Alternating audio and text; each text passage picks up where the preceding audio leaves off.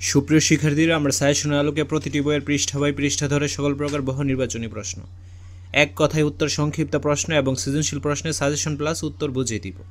ভালো রেজাল্ট করার জন্য অবশ্যই তোমাদের পিডিএফ সংগ্রহ করতে হবে। পিডিএফগুলো কেন সংগ্রহ করবে? প্রতিটি বিষয়ের প্রতিটি অধ্যায়ে লাইন বাই লাইন ধরে তোমাদের বুঝিয়ে দেওয়া হবে এবং প্রতিটি পিডিএফে extra practice and most important প্রশ্ন দেওয়া আছে। তাছাড়া গ্রুপে বার্ষিক পরীক্ষায় ভালো রেজাল্ট করার জন্য সম্পূর্ণ গাইডলাইন পাবে।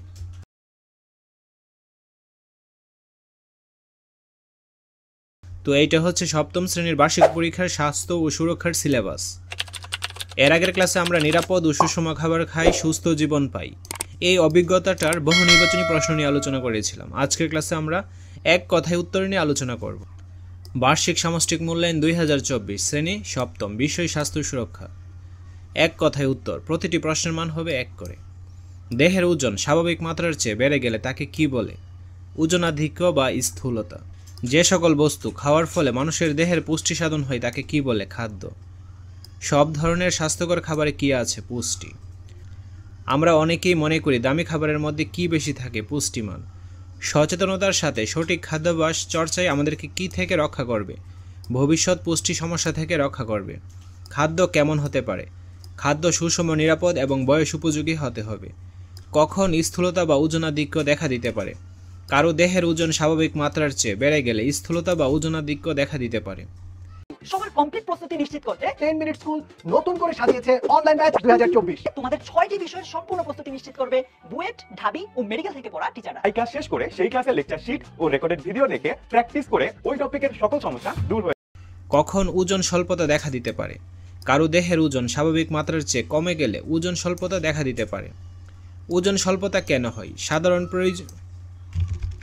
সাধারণত প্রয়োজনীয় সুষম খাদ্যের অভাবে ওজন স্বল্পতা হয়। ওজন স্বল্পতাও আমাদের শরীরের জন্য কি ক্ষতিকর? আয়রনের একমাত্র উৎস কোনটি? সুষম খাদ্য। স্থূলতা প্রতিরোধে আমাদেরকে কোন ধরনের খাদ্য গ্রহণ করতে হবে? সুষম। হিমোগ্লোবিন কি? হিমোগ্লোবিন হলো রক্তের লোহিত কণিকার গুরুত্বপূর্ণ অংশ যা শরীরের বিভিন্ন কোষে অক্সিজেন সরবরাহ করে। কিশোরীদের মাসিকের সময় আয়রনের চাহিদা কেন বেড়ে যায়? রক্তস্রাবের কারণে। ম্যারাসমাস প্রতিরোধ করতে হলে শিশুকে কি করাতে হবে? শিশুকে সঠিকভাবে মাতৃদুগ্ধ পান করাতে হবে।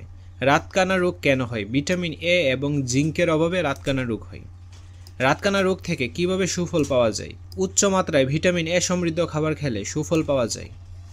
আয়োডিন কি? আয়োডিন এক ধরনের খনিজ পদার্থ যা আমাদের দেহে তৈরি হয় না, শুধু খাদ্য থেকে আসে। থাইরয়েড হরমোন তৈরিতে সহায়তা করে কোনটি? আয়োডিন। আয়োডিনের অভাবে কোন রোগ হতে পারে? গলগণ্ড বা গয়টার রোগ। কিশোর কিশোরীরা সঠিক নিয়মে খায় না কেন? ওজন বেড়ে যাবে বলে।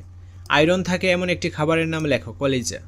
রক্তশূন্যতা ও মেজাজ খিটখিটে হয় কোন রোগ হলে? কোয়াশিয়রকর। আয়োডিনযুক্ত লবণ কেন ব্যবহার করতে হয়? আয়োডিনের ঘাটতি রোধে। থাইরয়েড হরমোন তৈরিতে সহায়তা করে কোনটি? আয়োডিন। শিশু ও কিশোর কিশোরীদের রক্তশূন্যতা দেখা দেওয়ার কারণ কি? পরিমাণ মতো পুষ্টিকর খাদ্যের অভাবে শিশু কিশোরদের রক্তশূন্যতা দেখা দিতে পারে। হিমোগ্লোবিন কি? হিমোগ্লোবিন হলো রক্তের সেই লোহিত কণিকা যা শরীরের বিভিন্ন কোষে অক্সিজেন সরবরাহ করে।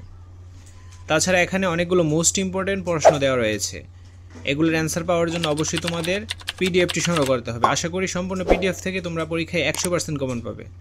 আজকের ক্লাসটি এই পর্যন্ত। পরবর্তী ক্লাসটি সবার আগে পাওয়ার জন্য অবশ্যই চ্যানেলটি সাবস্ক্রাইব করে অল নোটিফিকেশন অন করে রাখতে হবে।